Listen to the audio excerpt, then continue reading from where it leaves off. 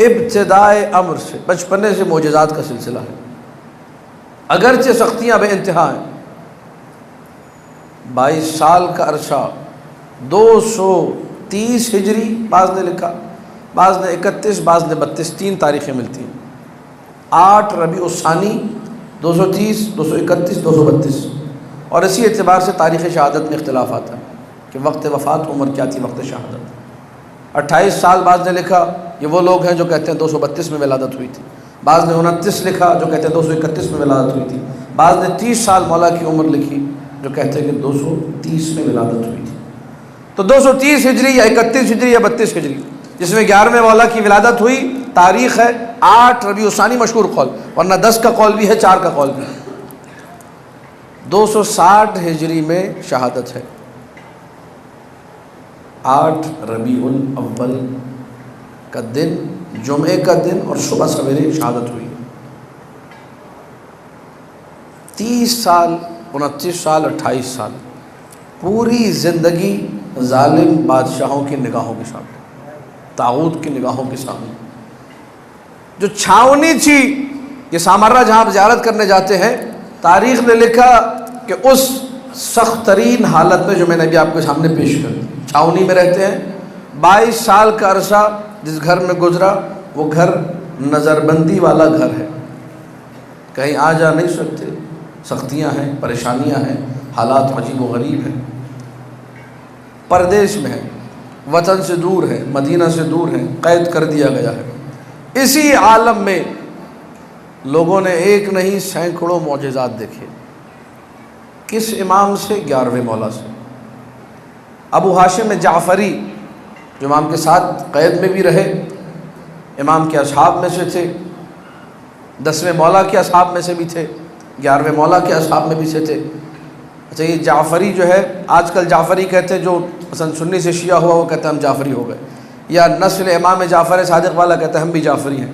یہ جو جعفری ہے اس دور کا ابو ہاشم جعفری، یہ نسل جعفر طیار سے تھے، اس لیے ان کو جعفری کہتے تھے، کوئی شبہ میں نہ رہے کون سے جعفری تھے، جعفر طیار کی نسل، اس لیے جعفری۔ ابو ہاشم جعفری گئے 11ویں مولا امام حسن عسکری علیہ السلام کی خدمت میں، اللہم صلی علی محمد و آل محمد۔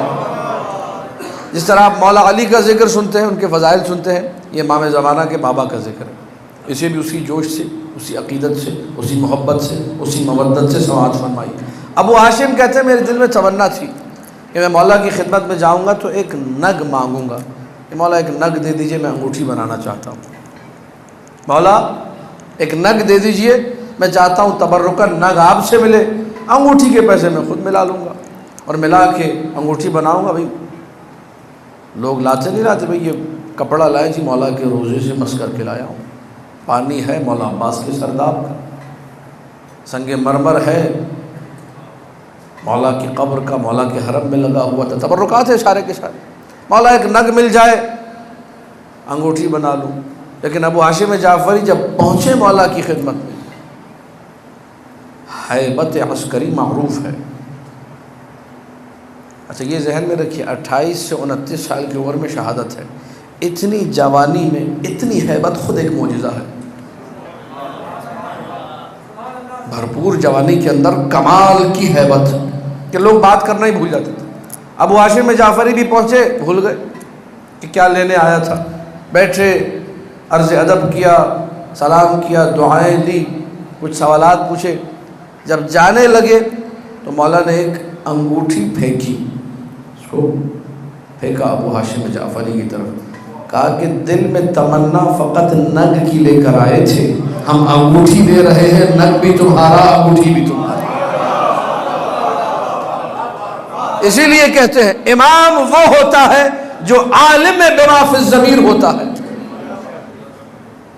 اب ایک جملہ پھر یہاں رک کر کہوں گا اور تڑپتے ہوئے دل کے ساتھ کہوں گا کہ ہم لوگ ہر کسی سے مانگتے ہیں، اگر نہیں مانگتے تو امام زمانہ سے نہیں مانگتے، اگر نہیں مانگتے تو امام حسن عسکری سے، امام حسن عسکری سے تھوڑا بھی مانگیں گے نا، یہ آپ کو پورا کر کے دیں گے، نگ مانگیں گے تو انگوٹھی دیں گے۔ ایک دفعہ سرکار حسن عسکری کی عظمت کے لیے بآواز بلند صلوات، اللہم صلی علی محمد محمد۔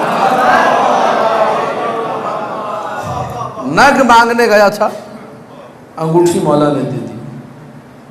ابو ہاشم، جس طرح آپ لوگ واہ واہ اور سبحان اللہ کرے، ابو ہاشم جعفری کی زبان پہ جملے جاری ہوئے، اشہد انک ولی اللہ و حجتہ، مولا آپ اللہ کے ولی ہیں، آپ حجت خدا ہیں، مولا میرا دین آپ ہے، میرا دین آپ ہے، دین کی حقیقت آپ ہے۔ امام عسکری نے دعا کی، کہا غفر اللہ لک، خدا تمہاری مغفرت کرے۔ ابو ہاشم جعفری کے بہت سارے معجزات نقل ہوئے اور مولا کے قریبی ترین تھے اور خاص الخاص اصحاب میں سے تھے۔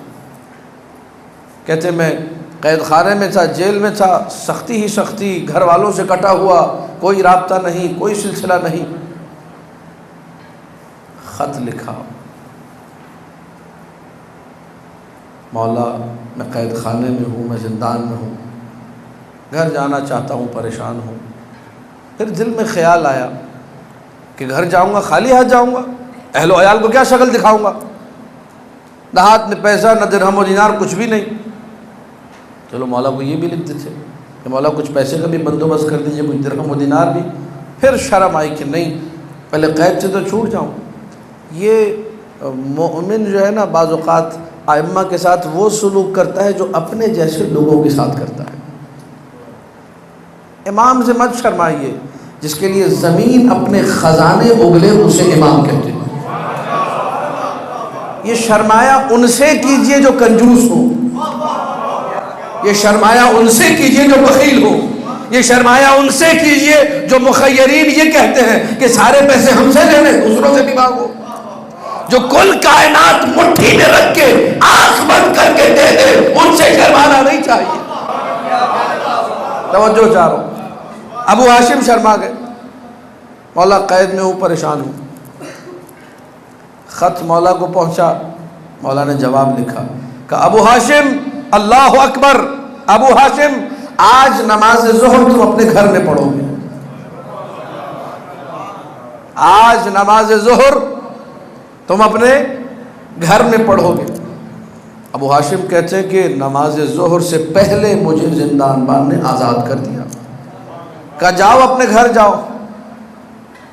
اور ابھی میں گھر جا رہا تھا، توجہ چاہ رہا ہوں پوری، یہ کریم خاندان ہے، یہ کریموں کا خاندان ہے، یہ عظیم لوگوں کا خاندان ہے۔ یہاں بخل کا تصور نہیں ہے، یہاں عطا ہی عطا ہے، یہاں دین ہی دین ہے، یہاں صرف ملتا ہے، مانگنے والے کو مانگنا آنا چاہیے۔ ابو ہاشم کہتا ہے زندان سے نکلا، ابھی گھر پہنچا، مولا کا خادم آیا، ایک رقعہ لے کر آیا، 100 دینار لے کر آیا، رقعے پہ لکھا ہوا تھا، اس تحریر میں صرف اتنا تھا، ابو ہاشم ہم سے نہ شرمایا کرو، دل میں وہ بول دیا کرو ہم دینے والے ہیں۔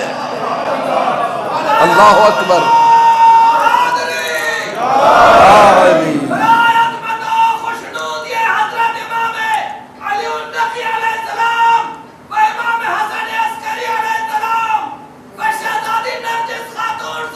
سلام اللہ علیہ، سلام اللہ علیہ۔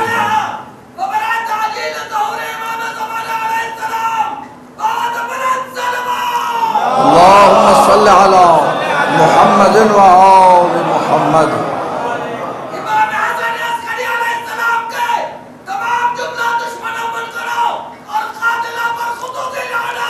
بے شمار۔ لا تستحی، ہم سے حیا نہ کیا کرو، ہم سے نہ شرمایا کرو۔ یہ شرما شرمی اور لوگوں کے ساتھ اچھی لگتی ہے جن کی عطا پہ شک ہو۔ آپ کو معصوم کی عطا پہ شک ہے؟ نہیں۔ جب نہیں ہے تو دل کھول کے مانگیے، ان کے دینے میں کوئی کمی نہیں ہے، جو چاہے آپ کو ملے گا۔ ہاں، مانگنے کا سلیقہ نہیں آتا، کچھ بدتمیز، کچھ بے ادب، یہ ہمارے معاملات ہیں، یہ نقص ہماری طرف سے ہے، یہ عیب ہمارا ہے۔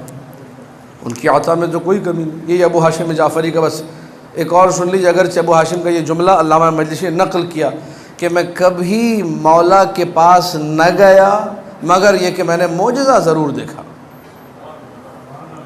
بنا معجزہ دیکھے کبھی بارگاہ معصوم سے میں نہیں اٹھا۔ یہ ابو ہاشم جعفری کے جملے۔ کہتے جب ایک دفعہ امام کے ساتھ ساتھ جا رہا تھا، حالات بڑے خراب تھے اور مولا بھی سوار، میں بھی سوار، جب مولا آگے چل رہے ہیں میں پیچھے ادب و احترام میں. ایسے میں دل میں سوچا کہ قرضہ بڑا چڑھا ہوا ہے، پتہ نہیں کیسے ادا ہوگا، کیا ہوگا. تو فوراً مولا کی سواری رک گئی. عصا کی نوک سے زمین پہ ایک نشان کھینچا، جھک کے اترے نہیں مولا سواری سے. کہا ابو ہاشم اس جگہ کو ذرا تھوڑا سا کھودو. ابو ہاشم نے تھوڑی سی مٹی ہٹائی، وہاں سونے کی ایک ڈلی نکلی. ابو ہاشم اسے رکھ لو. ابو ہاشم نے اپنے جوتی میں اسے چھپا لیا، سونے کی ڈلی تھی. اب دوبارہ سوار ہو گئے ابو ہاشم. جو کہتے ہیں کہ امام کے پاس علم بالغیب نہیں ہوتا، امام کو عالم بما فی الضمیر ہونے کا کوئی حق نہیں، وہ یہ معجزات کیوں نہیں پڑھتے؟ تو شیخ مفید نے بھی لکھے، شیخ صدوق نے بھی لکھے، محدثین نے بھی لکھے، سب نے لکھے. اب دوبارہ سوار ہو گئے. اب ابو ہاشم سوچ رہے ہیں کہ جاڑا سر پر ہے، جاڑے سردی کے کپڑے لینے ہیں، رضائیاں لینی ہیں، کمبل لینے ہیں. پتہ نہیں ہے جو سونے کی ڈلی ہے اس کا وزن اتنا ہے یا نہیں کہ قرضہ بھی پورا ہو اور سردی کے کپڑے بھی آ جائیں، سردی کی ضرورتیں بھی پوری ہو جائیں. مولا کی سواری پھر رک گئی. پھر زمین پہ ایک جگہ نشان مارا. کہا ابو ہاشم اسے کھودو. صرف میں اور آپ مطیع نہیں ہیں، یہ جمادات بھی مطیع ہیں. ابو ہاشم نے جگہ کھودی، وہاں چاندی کی ایک ڈلی نکلی. کہا اسے رکھ لو. تھوڑا آگے بڑھے، راستہ الگ ہوا. مولا اپنے گھر کی طرف، ابو ہاشم اپنے گھر کی طرف. گھر پہنچ کے وزن کیا. توجہ چاہ رہا ہوں، سونے کی ڈلی کا جب وزن کیا، جتنا قرضہ تھا اتنا ہی اس کی قیمت تھی، نہ زیادہ نہ کم. چاندی کی ڈلی کو تولا، اس کا وزن کیا، جاڑے کی جتنی ضرورتیں تھی سب پوری ہو گئی. یہ سوچا ہے، مانگا نہیں ہے، ابھی طلب نہیں کی، ابھی زبان نہیں کھولی. ساتھ چلتے ہوئے سوچ رہا ہے کہ شاید میری خواہشیں پوری ہو جائیں، شاید میرے معاملات ٹھیک ہو جائیں. امام کی نگاہ دیکھیے، امام کی دقت دیکھیے اور امام کے حکم کی تعمیل دیکھیے کہ جتنی ضرورت تھی اتنا ہی ملا. کیوں؟ کیونکہ مانگنے والا سوچ ایسے رہا تھا، یہ ہوگا نہیں ہوگا، یہ پورا ہوگا نہیں ہوگا، میں نے اتنا ہی دیا. مانگنے والے کو صحیح سے مانگنا آتا اور ملتا. ان کی عطا بھی بڑی دقیق ہے.